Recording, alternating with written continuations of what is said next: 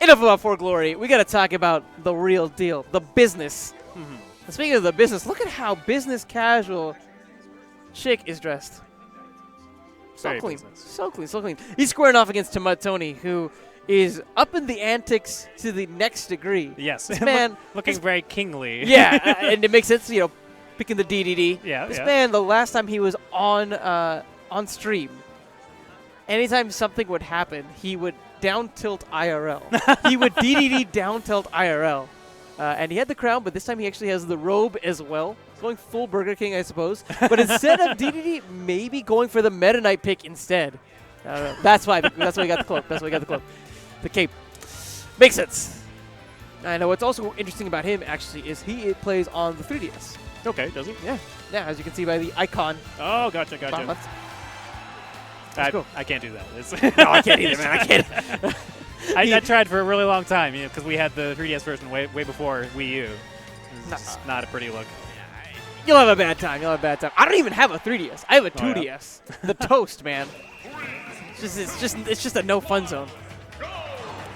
But yeah, Chic going for the Meta Knight. Sorry, Chic going for Luigi.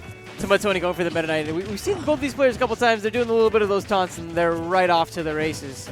Yeah, Luigi, even though a lot of his late game potency with the grabs has been nerfed, he still gains so much off of getting those initial grabs. And I think Tony, above everything else, is going to be looking for some grabs, but a lot of dash attacks as well to pop up Chic and then start putting in those up airs. Yeah. The fireball from Luigi is going to be what really dictates the pace of the game. Really, really good projectile. Going to use that to try and stop Meta Knight from moving around on the ground. 'Cause that's really where he's best. He's moving with the dash grabs, moving with the dash attacks, dashing away, dashing back in.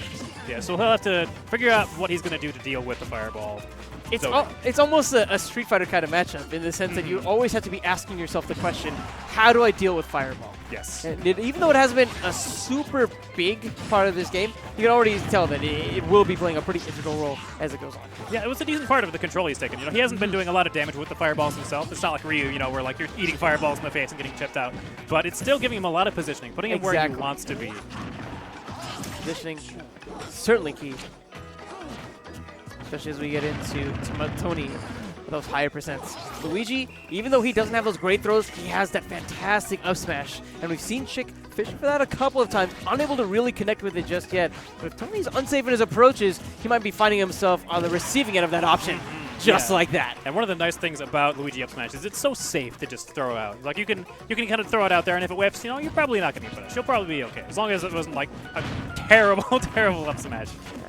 Big damage coming out so far from Chic. 46 at the start. And the taunt! I was going to say I can't imagine that was legitimate, but, well, they just high-fived, so I think it was like he legitimately was like, yeah, he's going to recover, so I'm just going to tell you. They're having some fun. Tony got the upbeat, doesn't get the stock yet, but Chic so fast. That's what we talked about. If you have one unsafe option, if you leave yourself vulnerable for a second, Luigi can absolutely decimate you. He's just going to dimensional cape himself right out of this set. Disappear for a little bit. Think about what he's done. I feel like that's going to be a gif you get. I don't know why. Just like the reaction. That being the reaction. You saw his face afterwards? Yeah, it was a pretty good reaction. Ugh. I am verbally, physically, every fiber in my being was disgusted by that Shoryu. It really was. Street Fighter match all the way through. Character swap coming out from Tony. Chic trying to throw us all off guard, but ends up settling right back for his Luigi. Going back into that game, things that Tony needs to improve on. And what will this counter pick help him with those specific aspects? So a lot of what went wrong, honestly, is him dying really, really early. Like, he got caught by the up smash. You're going to get grab comboed by Luigi. Like, there's not really a character you can pick that's going to stop that. But DDD is going to do a much better job surviving than Meta Knight did. I mean, even if he does do something to accidentally leave himself open, get caught by the Luigi up B, he's not going to be dying at 50, 60% like he was with Meta Knight.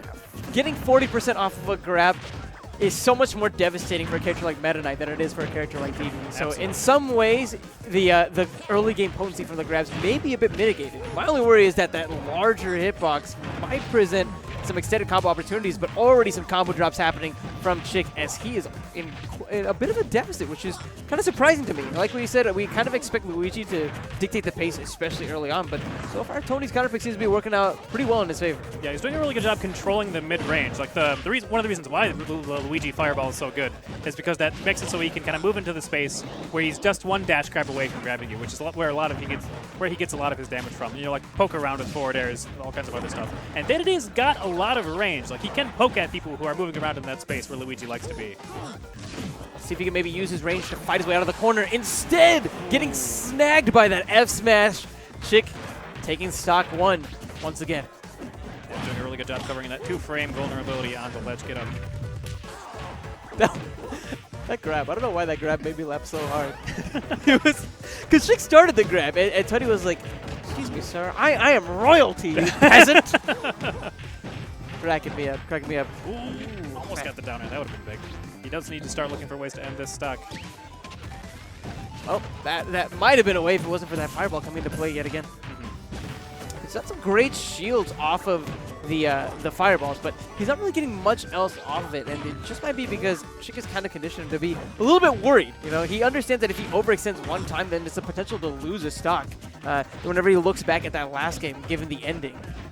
But understanding the fact that he's playing a bigger character, he should be able to know that he might be at the ready to take a couple more risks. Oh, that was a punish opportunity. A down smash would have closed that stock out. Yeah, Chic's been doing a really good job of using the fireballs defensively now. Rather than using them to set up the positioning to push into his opponent's space, simply setting up the fireballs to make it so that his opponent can't do anything. And now that he has the lead, it is the DDD who will need to make things happen, make the game change. Ooh, down tilt. Oh man, Chic trying to go for that fair, but overextends with the edge guard sequence and ends up throwing away the stock. The IRL taunt. The IRL taunt. So silly. Chic looking for, I think, something like a jab grab at this point. Maybe even if he wants to play risky, perhaps something like a jab up smash. Possibly, yeah. Yeah, even if he just wants to play it safe and go for the normal jabs, just getting the triple jab, pushing his opponent off stage. DDD is at a position, at a percent. And last time he was in the corner, the large body of DDD left him so vulnerable to that F smash. So definitely a lot to be gained, even if he doesn't get the kill necessarily. Yeah, he doesn't need to be taking big risks. He is ahead. Ooh, very nice fade back after the forward air, keeping the forward air safe. And you saw, like, right before that, the last time they had that little interaction, he did double forward air. And if he had done double forward air there, the DDD grab might have snatched him up. So pretty good conditioning on Chic's part, just to say, this is what you think I'm going to do, and I'm going to fade back a little bit more and do another safe poke, and now you're dead. Literally stinging like a bee. Literally stinging like a bee. Great play from both players. Chic taking that one 2-0 over to Tony. But Tony, I think Tony 5-stocked him on the wardrobe game. I don't know, yeah, the man. wardrobe game is pretty strong. That's pretty strong. It's pretty strong. That's pretty strong. Is there like a player in I guess the DFW area who you kind of consider like a rival? Well, there are multiples that I have small rivalries with, at least.